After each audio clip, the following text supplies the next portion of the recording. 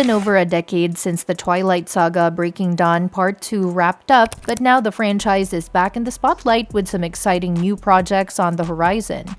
Stick around and we'll break it all down for you. First up, Netflix is shaking things up with a Twilight reboot, but this time it's animated. After months of speculation, we now know that the series will adapt Midnight Sun, Stephenie Meyer's 2020 novel that retells the original Twilight story from Edward's perspective.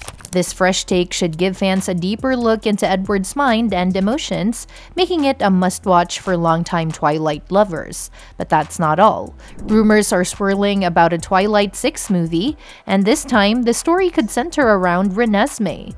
And here's where it gets crazier. There's talk that Taylor Swift might finally get her long-rumored Twilight cameo in this film. So what's really going on in the Twilight universe? Let's dive into everything we know so far. Let us start with how Taylor Swift could finally make her long-awaited Twilight cameo in the rumored Twilight 6. Now, when I say long-awaited cameo, I mean a long-awaited one because, as many of you know, back in New Moon, director Chris Weitz turned down Swift's request for a small role, a decision he later regretted. At the time, he believed that her massive fame would distract audiences from the film's already serious tone. Looking back, he had a point. Twilight was always meant to be a dramatic and self-serious love story, far removed from the campy, self-referential style of something like True Blood. Unlike that show, Twilight didn't lean into meta humor or irony, instead opting to stay true to the tone of the novels, even if it meant sacrificing opportunities for fun cameos. Weitz later admitted that while he kicked himself for rejecting Swift, it was ultimately the right call at the time. New Moon was arguably the weakest installment in the franchise, and despite Jamie Campbell Bower's great performance as Caius, his character was underutilized. Adding a globally famous pop star into the mix, even in a tiny background role, would have only made things worse.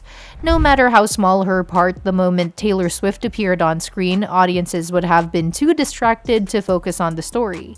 That kind of cameo works in a franchise that embraces spectacle, but Twilight was all about keeping things immersive, even if that meant turning down a once-in-a-lifetime opportunity. Interestingly, Swift wasn't even picky about what role she played. According to Weitz, she was willing to be just someone at the cafeteria or the diner or whatever. She just wanted to be a part of the franchise, which made perfect sense. Back in 2009, Twilight was at the peak of its cultural relevance. The book series was dominating bestseller lists, the movies were massive box office hits, and its cast had become global superstars. Any opportunity to be part of the phenomenon was a golden ticket, and Swift clearly saw the appeal. Now, over a decade later, things might be changing.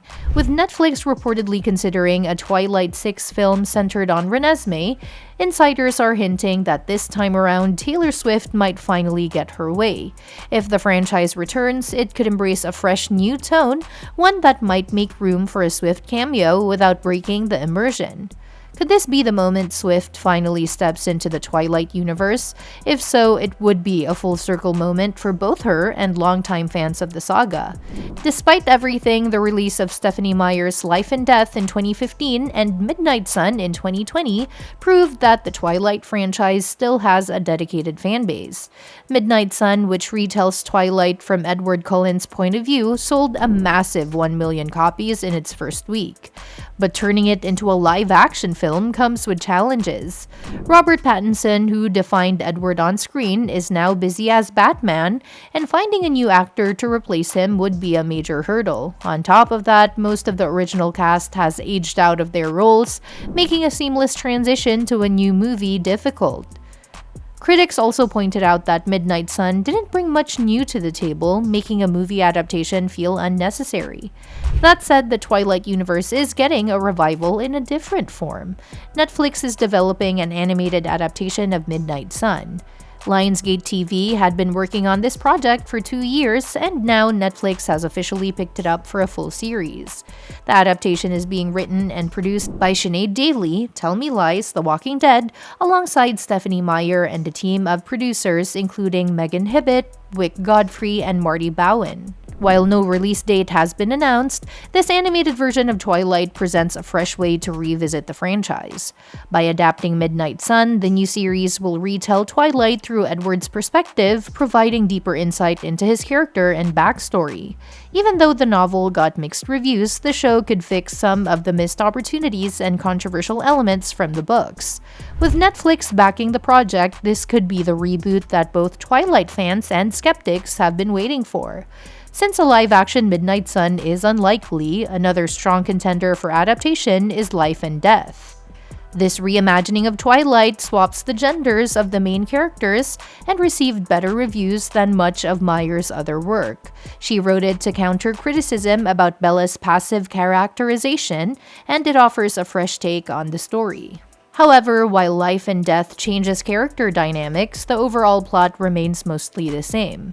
This might make a movie feel redundant to fans who already know the Twilight storyline.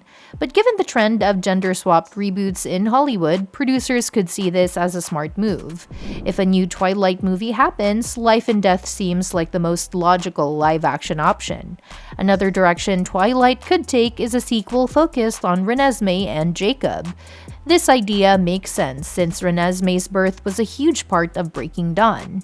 As one of the few human-vampire hybrids, her existence offers plenty of new storytelling possibilities. Jacob's history with Bella and Edward adds even more intrigue. He went from being a rival for Bella's love to imprinting on Renesmee, forming a bond that ties him to the Cullen family.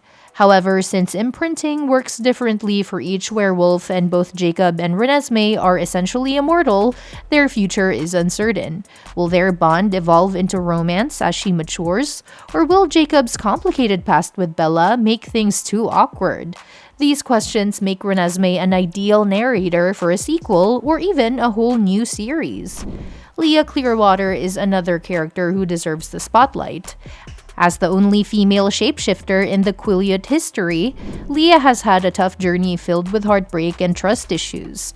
We mostly see her through Bella and Jacob's perspectives, which don't always paint her in the best light, but Julia Jones's performance in the films showed just how much depth Leah has. Exploring her future, her role as the first female werewolf, and whether she ever imprints on someone could bring a fresh and exciting new angle to the Twilight universe. Beyond these characters, there's also untapped potential in exploring the Cullen family's origins. That's a wrap. If you like this breakdown, don't forget to subscribe and hit that like button to stay updated on everything happening in the world of movies. From upcoming releases to Hollywood's latest attempts to milk nostalgia, we've got you covered. See you in the next one.